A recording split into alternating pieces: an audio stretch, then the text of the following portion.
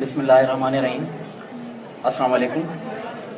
सबसे पहले मैं शुक्रगुजार हूँ DSA साहब का कि मेरे चेयरमैन को कॉल करके मेरा पेपर आज पोस्टपोन ना कराते तो शायद मैं आज यहाँ पे ना बैठा होता। दूसरी बात यह है कि मुख्तसर चीज़ों की तरफ हम जाएंगे। ज्यूरी पैनल की तरफ से हम शुक्रगुजार हैं इन चीज़ों के। क्रिटिक के लिए बाकी लोग आएंगे। मेरी पुरानी तकरीर है, मैं सिर्फ कुछ पैराग्राफ ही उसके शेयर करूँगा क्योंकि ये उससे बड़ी आजमाइश है जब मुनसिफी के बाद आप बुलाएं कि आप तकरीर करें। शायद मैं अपने मवाद के साथ इंसाफ ना कर सकूं, लेकिन मैं पूरी कोशिश करूंगा कि आप लोगों को पसंद आए।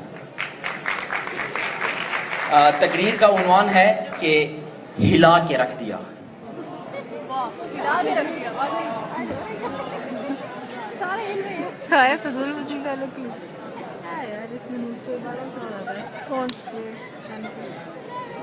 कल रात डेंगी ने मुझे काटा, ये उसका जुनून था। मैंने खुजली की, इसमें मेरा सुकून था। और जानबूझकर भी मैंने उसे नहीं मारा क्योंकि उसकी नसों में मेरा खून था। और अम्मा उसकी भैंगी कानी, अब्बा उसका गुंगा था। मैं जिसे रानी समझा वो तो राना टुंगा था। और इस आशिकीन ने मुजरिम बना के रख दिया, पुलिस के हत्थे चढ़ा के रख दिया। उन्होंने पैंट में छोड़े चूहे, पांचे किए बंद और फिर हिला के रख दिया। तो मेरे मोना लीजा जैसे हसीन भाइयों और कोंडा लीजा जैसी संगीन बहनों,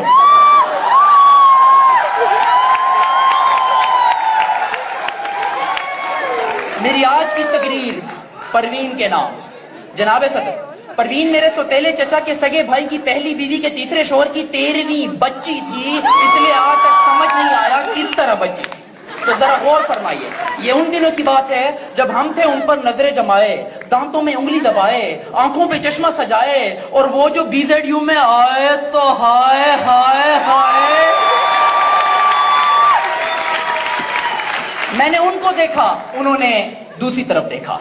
मैं जो मुस्कुराया, उन्होंने मुंह बनाया। लेकिन जब वो खिलखिलाया तो टिक टिक का पान मसाला हम दोनों ने खाया, बड़ा मजा आया। फिर उसके हुस्ने मारा गोला, होने वाला था कोई रोला। लड़की थी या गोर में कोला, हाय मेरे मौला हाय मेरे मौला। जुल्फे उसकी गीली गीली, साड़ी उसकी नीली पीली, चाल थी उसकी ढीली ढीली। मेरे ख्याल में उसके पास पेचकस नहीं था। और पेचकस ढूंढते ढूंढते मुझे देखकर उसने छनकाई प्यार की वंग माहिया। लट्ठे दी चादर उते सलेटी रंग माहिया। बस यही अदा मेरे दिल में कुछ इस तरह से बस गई जिस तरह छोटे से रक्शे में आपदा परवीन फंस गई। फिर इतवार की रात हुई, हमारी पहली मुलाकात हुई। दोनों एक दूसरे के इतना करीब आते हैं जिस तरह आटे को देखकर गरीब आते हैं। वो आगे बढ़ी, मैंने आयतुल कुर्सी पढ़ी। जनाब सदर, उसकी बहती नाक देखकर मुझे यूं लगा जैसे पिघली हुई कुल्फी हो।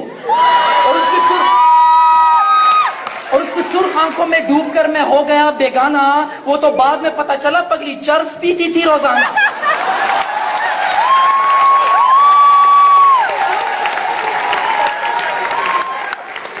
मैं बोला, मेरी जुल्फों को नरमी से छू लो वरना पापी छू लो, पापी छू लो।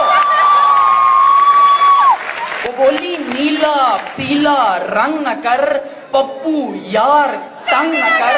उसे मनाने रियो बिस्किट लेके गया मैं छत के ऊपर। वो बोली, प्यार मोहब्बत से भी ऊपर, पीक फ्रिंग सुपर। और अब न वो इकरार करती है न वो इनकार करती है, मेरे ही सपनों में आके फारूक साहब से प्यार करती है।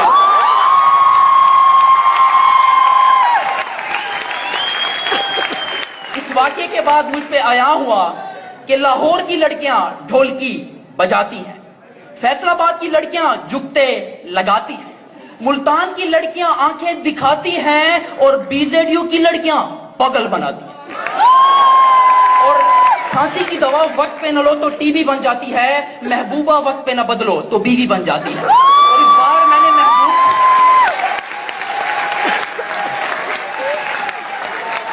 और इस बार मैंने महबूब की बजाय जमाने को बदलने की ठानी। मगर मुझे देखकर हुई हैरानी कि बज़ाहिर तो लैपटॉप देने वाले मेरिट नवाज नजर आते हैं, पर करप्शन के मामले में ये तो शाहबाज नजर आते हैं। मौलाना साहब को खान साहब का जीन्स में नमाज पढ़ना नाजायज लगता है क्योंकि जीन्स खुद पहने में रुकावट उनका अपना साइज लगता है। جو لوگ ٹھیکیداروں کو بھی 10% کمیشن دینے پر منا لیتے ہیں تو حالات زندگی انہیں صدر پاکستان بنا دیتے ہیں. غیر ملکی فنڈز لے کر افواج کی حالت کو سنگین رکھنا ہے تو الف بے پے یقین رکھنا ہے. سستی روٹی اسکیم میں 22 ارب کی کرپشن کارنامہ خاص ہے. سابقہ وزیر تعلیم ایف اے کیے بغیر بی اے پاس ہے اور بچے 2 ہی اچھے یا فیملی پلاننگ کی چوائس ہے. فردوس عاشق کے مطابق ہفتے میں 2 چھٹیاں آبادی بڑھنے کا باعث ہے. اوپر سے ہو جاتی ہے گیس کی بحرانی, پیٹرول کی گرانی, تو سن کے اپنے ملک کی درد بھری کہانی میں بیت الخلا میں بیٹھ گیا, میں خانہ سمجھ کر لوٹے کا پانی پی گیا پیمانہ سمجھ کر. جناب صدر, اس معاشی ناانصافی کے بعد میں نے چھوڑ دیا اپنی محبت پروین کو, ترجیح دی اقبال کے شاہین کو. سب سے پہلا بسیرا کیا پہاڑوں کی چٹانوں پہ, پر فائرنگ کر کے بھگا دیا بنارس کے پٹھانوں نے.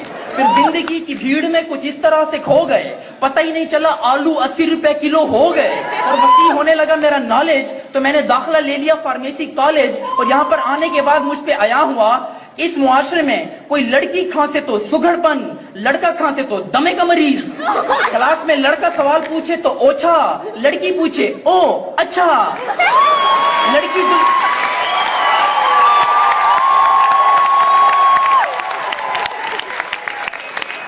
ایکسٹرنل ایگزامینر کے پاس لڑکی جائے تو آئیوا, ہم جائیں تو ویری ٹف وائیوا.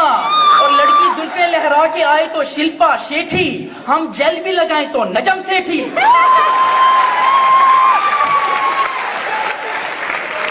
اور لڑکی کیٹ واک کرے تو حق, ہم کریں تو مردان کی بے شک. حقیقت تو یہ ہے کہ عورت کے مقابلے میں مرد ہمیشہ زیادہ خوبصورت ہوتا ہے. یقین نہیں آتا تو مرغے کو دیکھ لو, شیر کو دیکھ لو, مور کو دیکھ لو, یا پھر اس وسیم بلور کو دیکھ لو. اس واقعے کے بعد میں گھر گیا اور ماسٹر کے مولٹی فارم پہ سو گیا. صبح اٹھا تو ایک خط میرے نام بھجوایا گیا تھا, مجھے جک مارنے بلوایا گیا تھا. وہاں بیٹھا کسی کا پیو تھا, وہ میرا انٹرویو تھا. مجھ سے پہلا سوال, آپ وسیم ہیں؟ میں نے کہا نہیں, کرشمہ کپور.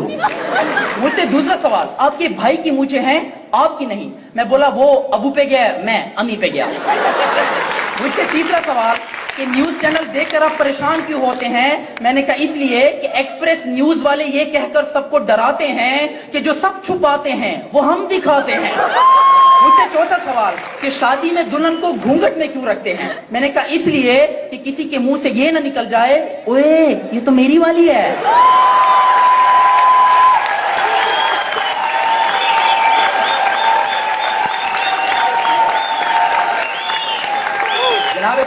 وہ سارے کا سارا عملہ میری باتوں سے ہو گیا کملا. عجیب تھا ان کا ریئیکشن, میری ہو گئی ریجیکشن. اور ناکام ہونے کے بعد میں نے اپنے حق کے لیے آواز بلند کرنا چاہی تو ان کے محافظوں نے مجھے اتنا مارا جتنا ہی 2 ہاتھوں سے مارا جا سکتا ہے. پھر بھی آخر 2 ہاتھوں سے کتنا مارا جا سکتا ہے. اور مار کھانے کے بعد میں نے ان کی باز کو اتنا تاڑا جتنا ان 2 آنکھوں سے تاڑا جا سکتا ہے. پھر بھی آخر 2 آنکھوں سے کتنا تاڑا جا سکتا ہے. اور اسے تاڑنے کے بعد میں وہاں سے اتنا بھاگا جتنا ان 2 ٹانگوں سے بھاگا جا سکتا ہے. پھر بھی آخر 2 ٹانگوں سے کتنا بھاگا جا سکتا ہے کہ اچانک بھاگتے بھاگتے سورج کی کرنوں نے میری آنکھوں کو چمکا کے رکھ دیا. دبوچا پولیس نے تو گھٹنوں کو میری ہلا کے رکھ دیا. اور جیل جانے کے بعد مجھ سے رشتہ نہ ہونے کا باعث اس کا ابا تھا. سب حیران تھے, اس نے ایسا ابا کہاں سے لبھا تھا. اور اس کے نانا نے بھی یہ کہہ کر مجھ سے رشتہ توڑ دیا کہ مونگ پھلی میں دانا نہیں, ہم تمہارے نانا نہیں. اور میری ساکھ جو رنگ بدلنے سے پہلے مجھے سمجھتی تھی شہزادہ پیرس, کہنے لگی یو ریمنڈ ڈیوس. مگر اس کے باوجود میں نے لکھ دیا خط اس کو صبر کر کے, دل میں ارمانوں کی قبر کر کے.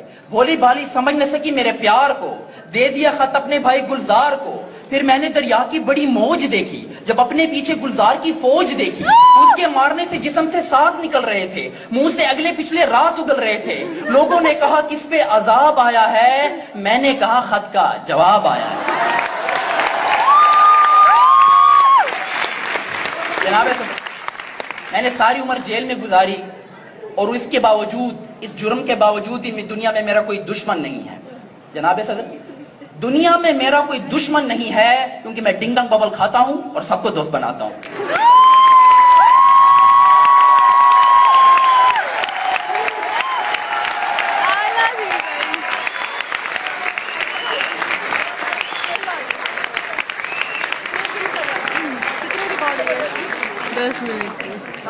So thank you so much for honoring us with your